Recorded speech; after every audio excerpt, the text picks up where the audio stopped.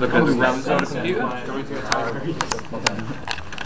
We're going to the startup menu now.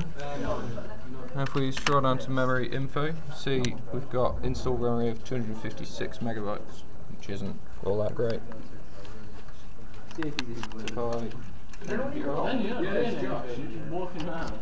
And pass you over to Charlie. Good morning, beautiful people. Right, if I can actually find the RAM. Thank you, Mr. Alex Lee. We're going to install it into the other slots. Okay, so like I said, get the right way. Insert it. And keep it firm, push till you hear 2 clicks.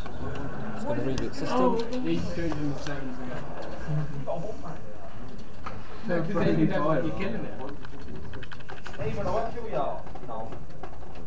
Just fast again. If we scroll down to memory info, as you can see we've got 1.25 gigs installed, so we've done a successful upgrade.